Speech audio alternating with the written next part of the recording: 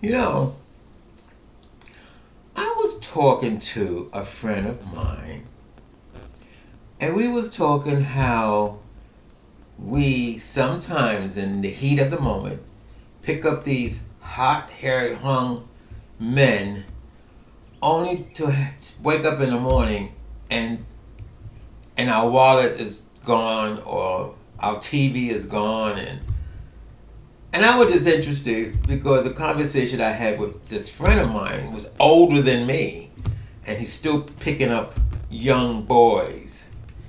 When I say young boys, at our age, anything 50 and above is pretty much still young. My name is Eric, and welcome to the craziness that lives inside my head.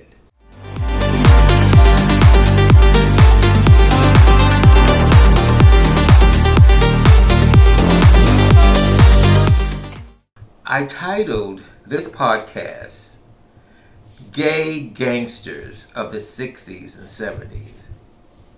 And the reason why I did that, because I don't think anyone would think about gay men being in gangs and they're gangster. But they are. Well, I should say they were. Now I don't know. I don't have a faintest idea. But I give an example, and I was started off the program with my friend. I mean, he's old.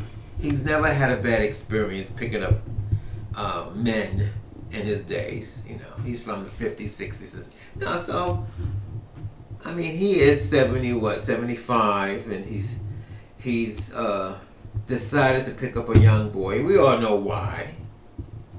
I mean, let's be honest. The boy was hung. He had to have it, and I've been there. I haven't been there in decades, but I remember doing stuff like that when I was drinking and drugging back in the 70s and 60s and 80s. But I remember doing that. I haven't done it since. I mean, I've learned my lesson. So anyway, this happened a year ago, because when it happened, he called me up. He had to call the police. The police came. The boy didn't want to leave. And it was a big mess. He had to go to court because they changed the rules when the last time I did it. And I told him I had boyfriends. I'll kick him out in a minute. I just changed the locks and they try to kick my door in. I mean, we could go into stories about men who try to kick my door in after I kicked him out. But I told him, yes, they changed the rules because of AIDS. When AIDS came out in 80s, and a lot of guys who was HIV or who had AIDS was being evicted for that, they changed the rules. So he had this boy, not technically living with him. The boy, I shouldn't say this, it's kind of embarrassing for him. He picked the boy from one of the dating lines, but the boy was living in a shelter. And he was trying to help the boy. And he allowed the boy to use his address to get an ID. He didn't have an ID. He allowed the boy to use his address because the boy needed an ID in order to get a job. When he was going through this and telling me, and I said, that's on you. And I kept saying, that's on you. That's on you. So now, it was on him. The guy turned out to be an alcoholic and drug addict. And things got worse. Wouldn't go to work, of course. He got the boy a job. And when he got the boy a job, I said, did he find a job? He goes, no. Okay, you got the boy a job. You the one that took the boy down there to get the boy's ID. You did this. Or what did he do besides stick his dick in your ass? That's what I was. That was my question. Couldn't answer.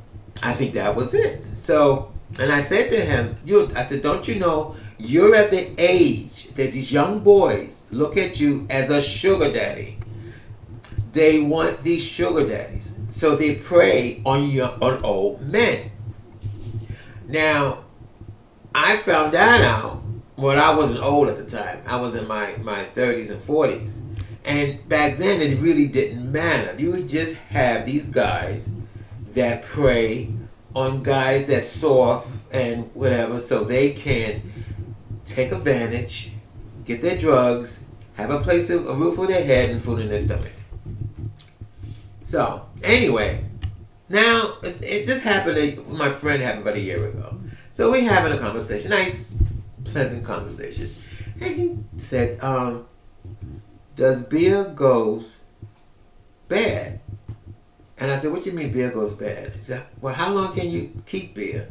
I said, I don't know. I said, I know, because I wasn't a beer drinker. I told him I was never a beer drinker, but I do know if you have a bottle of beer and you open it, you take a glass full and you put it back on the refrigerator, it gets flat. That's all I know. So he goes, oh, okay. And then I asked him, because he doesn't drink. I said, you don't drink beer. You don't drink at all. I mean, what brought this up? So he says to me, the guy that I told you about, he had to kick out, had to go to court, get the guy evicted, because the guy had his address on his ID, so he couldn't just kick him out. See, in the 80s, before they changed the rules, I told him before they changed the rules, you just kick him, I just kick him out. I called the cops. The cops come and said, no, you got to go, sir. Yeah, I don't, but now, because the boy had an ID with his address on it, he had to have the boy evicted. So that cost him money. It cost him a lot of money to get rid of this kid. I said to myself, man, that must be some good dick. Anyway, so he brought this up that he had these cans of beer in his refrigerator ever since. And I said, well, what are you keeping them for? And he said, well, he has a nephew that loves to drink. He has a cousin that loves to drink. And sometimes they come over. He was going to give them a beer, And then I was nice and I didn't bring this up. But I was going to say, well, far as I know, his cousin and his nephew been up there at least 3 times since in that 1 year. And he's still haven't offered him a drink. And I'm saying to myself, what are you holding on to in my head? What are you holding on to? We keep stuff in our lives. And for me, sometimes I keep stuff in my life as a momentum or whatever. But if it's a bad experience, what momentum would I have? And it's funny because when me and my friend have these conversations about the 70s and 80s, he goes, well, I mean, do you have a picture? Do you have a picture? I said, no. First of all, we never took pictures. They very rarely back then want to take pictures. Because you see, they were undercover. They were, in the closet, undercover homosexuals. So they didn't want to be associated. They want to have sex with you, but they don't want to be associated with that type of, But now, getting to what happened in my head, I started having these flashbacks of these guys that I had to have kicked out of my house. And that's when it brought back to me about gay gangsters. Because I do know, or did know, whatever, some gay guys who were in a so-called gang, or who did gangster stuff, or who was, I don't know. The one that comes to mind was back in the 60s when I was in high school, and his name was Eric. He had a girlfriend, Linda. Linda hated me. I don't know why she hated me. She pushed me down the stairs. Yes, she did. She pushed me down the stairs. She used to call me fat name, you fat this, you fat that. And she pushed me down the stairs. And when I fell down the stairs and I got up, I slapped the shit out of her. And we were fighting. And she said, I'm going to get my boyfriend. He going to kick your ass. I'm going to get my boyfriend because he's in the gang. That Eric was in a gang, neighborhood gang. So I got scared. I said, oh my God. I didn't tell my mom this, anybody in my family, because I was playing hooky from school at that point because I didn't want to meet up with Eric. This is junior high school, by the way. And so we had 2 or 3 classes together, and I'm like, oh my God. So to make a long story short, Eric didn't kick my ass. She was upset about it. She was really upset about it because her boyfriend and his gang didn't kick my ass. And I saw him, because I kept my distance. And finally I saw him in the cafeteria. He just was smiling. I said, how you doing? I said, well, he looked at me. He said, don't worry about it. And kept on going. This is Eric, who was in a gang. And he was beating up. Well, he was beating up, he was beating up guys for money, You know that old story from those old days? The guy, I was a fat kid. How the fat kid get beat up for his lunch money. So, here we go. Fast forward. That was in the 60s, maybe 2 years after I graduated. I think after I graduated high school. Actually, it's longer because that happened in junior high school. When I graduated high school and I started working on 42nd Street as a messenger, I ran into Eric. And I'm going to tell you something. This butch gangster man from the 60s, when I saw him on 42nd Street, he was a flaming queen. I'm like, holy shit. This guy who was beating up other guys and kicking ass and screwing females was a flaming queen. So, I mean, he looked like, he acted like a flame. He didn't act butch like he did in junior high school. He acted like a flaming queen. So anyway, we met on the street. I saw him on the street. We was talking. I don't know if you know the group. I forgot the name of the group. They made a record called Do It Till You're Satisfied. I forgot the name of the group. But he was making their costumes. He was a seamstress. He was making costumes for these up-and-coming new disco artists. I was like, wow. Wow. Could you imagine that? The gay guy who had a gang, he was a gay gangster, turned out to be a flaming queen. And then the other thing that happened, and that was in early 70s. And then as we go yada, yada, yada, there was another incident, which was interesting. Of course, I got my own apartment. I lived in the Bronx. I had not upscale, but I had a high-rise apartment, a balcony facing Manhattan. I was living the life of Raleigh, the high gay life. I was having dust parties, pot parties, hanging out all night, just drinking and carrying on. And of course, I was hanging out at one of the clubs, and I brought home this guy.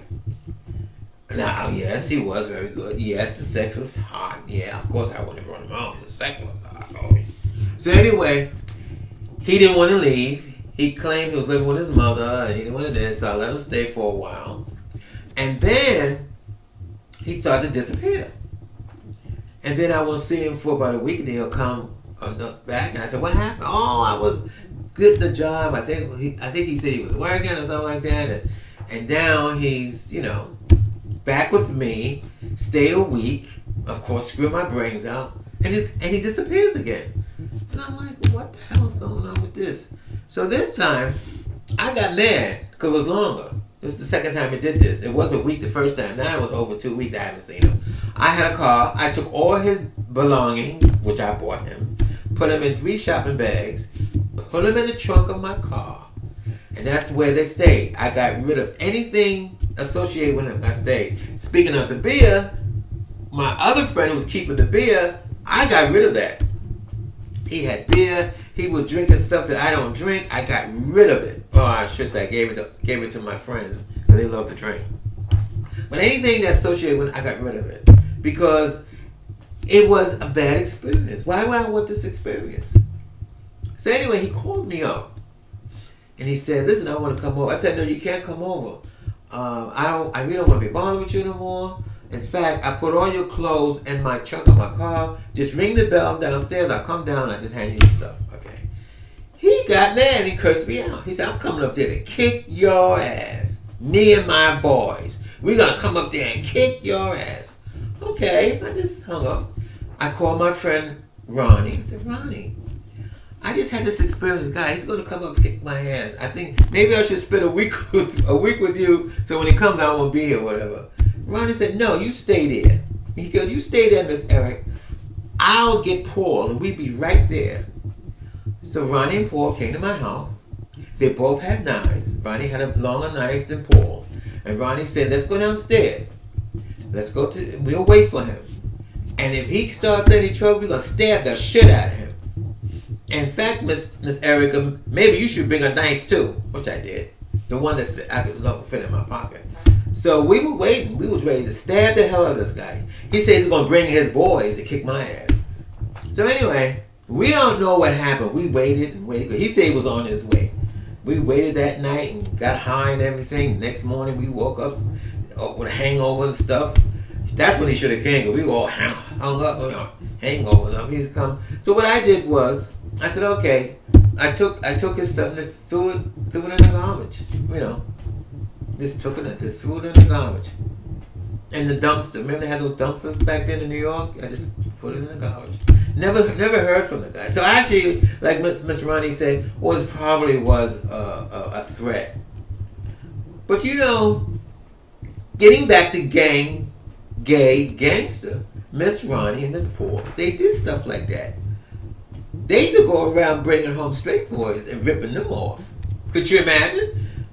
They would go around picking up straight boys, make them buy them drinks, whatever, at the bar, bring them home, get the sex, and then they'll rip them off. Well, that's my story about gay gangster. There are more, but I can't think of them right now. Those are the two big ones that popped in my head. Thank you for listening to the craziness that lives inside my head.